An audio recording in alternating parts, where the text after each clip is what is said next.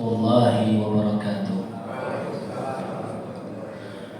Alhamdulillah, wassalatu wassalamu ala sayyidina Rasulillah Sayyidina Muhammadin ibni Abdillah wa ala alihi wa sahbihi wa man tabi'ahu wa wala wa la hawla wa la quwwata illa billah. Amma ba'du, fa ya ibadallah, usikum wa iya nafsi bitaqwallah wa ta'atihi la'allakum tuflihun. Para hadirin, para jamaah Masjid Wujud Indah yang saya hormati, Bapak Ibu hadirin yang insya Allah mudah-mudahan kita semua senantiasa diberkahi Allah Subhanahu wa Ta'ala. Amin ya Rabbal Alamin. Kita sudah masuk ke dalam fase kedua bulan suci Ramadan, di mana fase kedua ini kita meminta kepada Allah Subhanahu wa Ta'ala agar kita mendapatkan ampunan dari Allah Subhanahu wa Ta'ala. Karena baginda Rasul bersabda di dalam hadis yang sahih diriwayatkan oleh Imam Bukhari dan Muslim, anna Nabi sallallahu alaihi wasallam yaqulu man shoma ramadhana imanan wa ihtisaban ghufira lahu ma taqaddama min dhanbi. Siapa orang yang berpuasa karena iman dan karena keikhlasan mengharap pahala dari Allah Subhanahu wa Ta'ala, dia berpuasa di bulan Ramadan, maka Allah ampuni dosa-dosanya. Beranjak dari hadis ini, saya ingin menyampaikan sedikit tentang fadilatul istighfar, yaitu keutamaan beristighfar, memohon ampun kepada Allah Subhanahu wa Ta'ala. Ada salah satu kisah hadirin di dalam kitab Misbahul Dhalam, syarah kitab Bulughul Maram yang dikarang oleh Syekh Muhajirin Al-Bekasi. Ada orang Bekasi di sini. Ya, tahu Bekasi ya?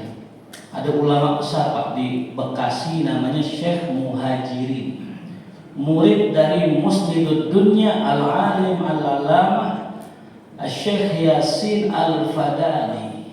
Nah, orang Padang. Ada orang Padang sini. Nah, ada ulama besar Pak, keturunan Padang, lahir di Mekah sana, tinggal dari kecil di Mekah, cuman asli darah Padang. Itu punya murid orang Bekasi sini. Ini orang Bekasi, Syekh Muhajirin, cerita dalam kitabnya bahwa suatu hari Syekh Muhajirin berangkat sowan ke rumah ulama. Ini Pak, kebiasaan orang dulu kalau main sowan ke rumah ulama itu udah menjadi satu kemestian.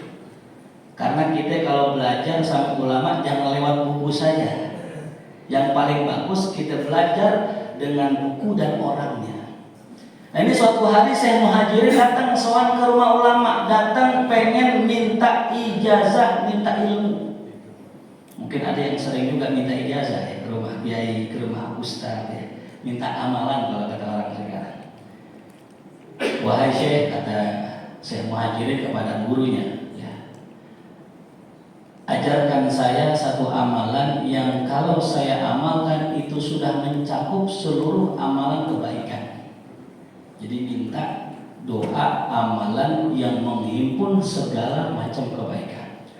Apa kata sang guru?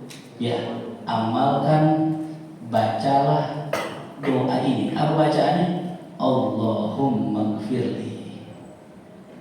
Si murid tungguin, apaan lagi bacanya? Cuma Allahumma gfirli. Kata gurunya, Allahumma gfirli. Dalam hati Syekh Muhajirin ya, mungkin bertanya-tanya, kenapa amalan yang begitu luar biasa cuman pendek banget Allahumma gfirli doang. Lantas kata gurunya hadirin, ya, seandainya engkau diampuni oleh Allah Subhanahu wa Ta'ala, maka semua permintaanmu akan diijabah sama Allah. Dan sekiranya engkau berdoa dan engkau telah diampuni Allah, engkau meminta gunung yang di atas sana pindah ke atas laut, pastilah itu gunung berpindah ke atas laut berkah dari engkau diampuni Allah Subhanahu wa Ta'ala. Ya. Jadi jangan remehkan Pak doa sekedar Allahumma gfirli. Sependek itu doa. Karena dahsyatnya ampunan Allah, orang yang sudah mendapatkan ampunan Allah, maka permintaan apapun akan dikabulkan oleh Allah. Bisa jadi hadirin, kita minta agar punya ini itu belum terkabul karena kita belum diampuni Allah. Bisa jadi kita hajat pengen punya anak tapi sampai saat ini belum punya anak. Bisa jadi kita belum diampuni sama Allah. Nah, maka saya ingin mengajarkan salah satu bacaan yang saya dapat dari kitab Al-Adhkar karangan Imam An-Nawawi. Ya, kenal Imam Nawawi? Kenal di mana? Tahu. Kalau kenal teman ya. Imam Nawawi hadirin dalam kitabnya menjelaskan tentang bacaan sholat.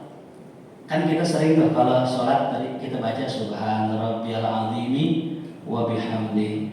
Ketika sujud Subhana rabbiyal a'la wa bihamdi. Ternyata hadirin baginda Rasul sallallahu alaihi wasallam itu kalau di rumahnya kata istrinya, dalam hadis yang sahih diriwayatkan, kata istrinya Rasulullah kalau di rumah nggak baca itu. Rasul membaca ketika ruku dan sujud Subhanakallahumma wa bihamdika Allahumma ighfirli. Ya. Ulang, Subhanakallahumma wa bihamdika Allahumma ighfirli. Ya. Sekali lagi, Subhanakallahumma wa bihamdika Allahumma ighfirli. Jangan Subhanakallahumma wa bihamdika asyhadu an la ilaha illa anta astaghfiruka wa sallallahu alaihi wasallam. Yang betul Subhanakallahumma wa bihamdika Allahumma ighfirli. Nah, ini hadirin bacaan ruku dan sujudnya Rasulullah di rumah. Ya.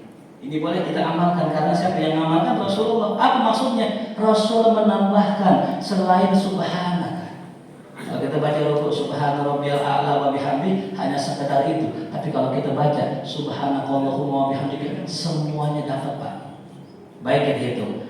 Kita baca subhana rabbiyal a'la wa bihamdi cuma dua yang kita baca, tasbih wa tahmid. Tapi kalau kita membaca subhanakallahumma wa bihamdika Allahumma ighfirli berapa tuh? Subhanakallahumma berapa? Satu. Tasbih. Wa bihamdika tahmid. Allahumma ighfirli istighfar. Tuh. Ada satu lagi yang kurang, Allahumma. Saya pernah mencari-cari apa sih perbedaan ya Allah dengan Allahumma. Kenapa? Kalau kita membaca Allahumma itu maknanya ya Allah. Dan lalu bedanya apa ya Allah dengan Rabbi dalam Quran? Kalau kita baca semua ayat Quran itu kalau berdoa mengajarkannya Rabbi atau Rabbana. Nggak ada Allahumma, cari Allahumma. Kalaupun ada Allahumma pasti itu doa ya. Tidak banyak jumlahnya, segelintir ayat saja yang menggunakan Allahumma. Ternyata subhanallah Pak, dalam satu kitab saya baca Allahumma itu adalah doa yang sangat-sangat spesial.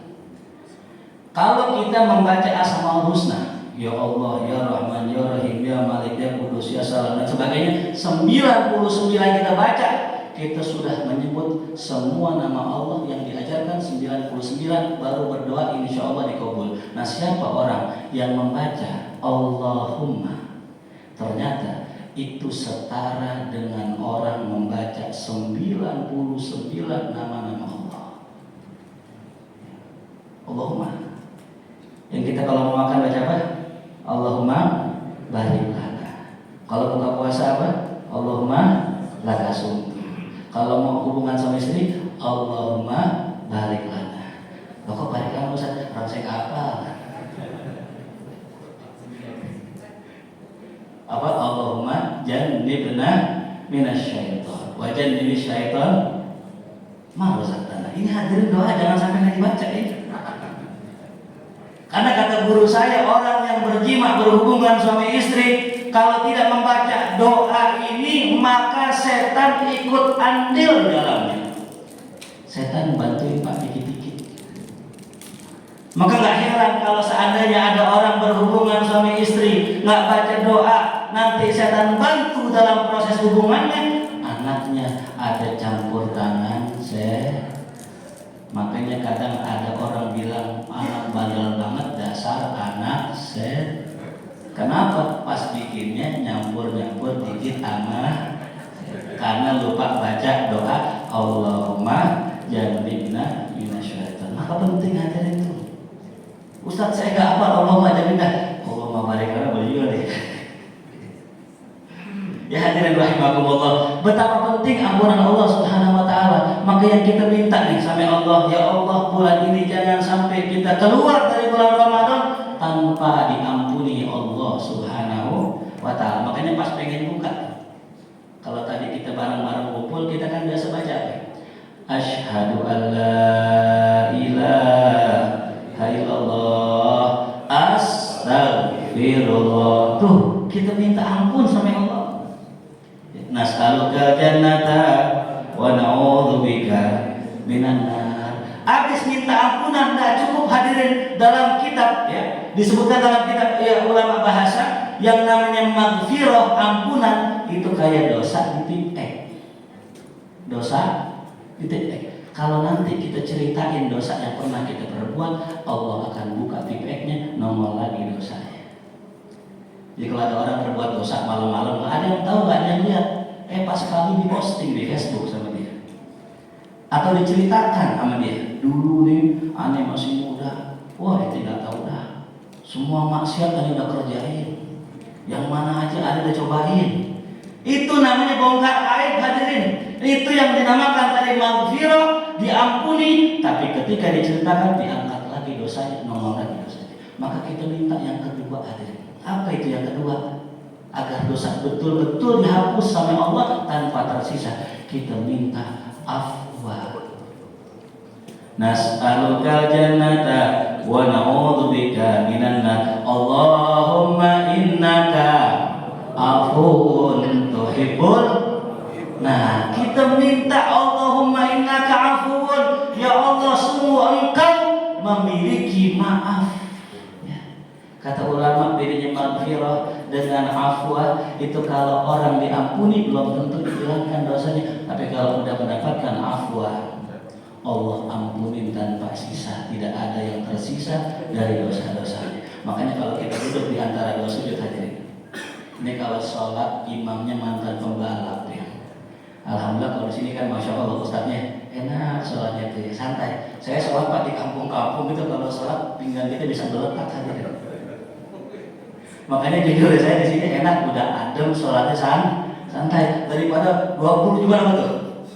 Buru-buru ya. Saya lagi nyari 20 yang santai di mana ya? Mungkin ada bikin 12 kalau buru-buru. Ini sholat kita hadirin. Kalau kita nggak sempat baca Rabbi fili warhamni wajburni wafani warzuqni wahdini wa'afini, itu dalam kitab Al-Adhkar Imam Nawawi menjelaskan, Rasul mengajarkan kalau kita paling singkatnya duduk di antara dua sujud membaca Rabbi fili udah selesai. Nggak perlu tuh Rabbi fili warhamni wajburni wafani warzuqni wahdini wa'afini wa'afani kepanjangan. Cukup Rabbi fili. Kenapa kok diringkas sama Rasulullah? Nggak warhamni wajburni dibuang itu semua, karena memang yang paling penting yang kita minta sama Allah bukan rahmat dulu, bukan rezeki dulu, tapi kita minta ampunan. Kalau udah diampuni nama Allah, rahmat pasti datang. Kalau udah diampuni nama Allah, rezeki otomatis nyamperin. Hadirin, itu yang penting. Ya. Nah, tadi itu selain kita minta ampunan, kita minta afwa. Maka ditutup doa yang kita baca, Rabbi firli warhamni wajburni warfa'ni warzuqni wahdini wa'afini wa'fu anni. Ya Allah, kalau Engkau sudah ampuni aku, maka sekarang maafkan aku ya Allah. Jadi nggak sempurna hadirin ampunan tanpa afwa ya. Makanya kita minta tuh, Allahumma innaka afuwun karim tuhibbul afwa fa'fu anni.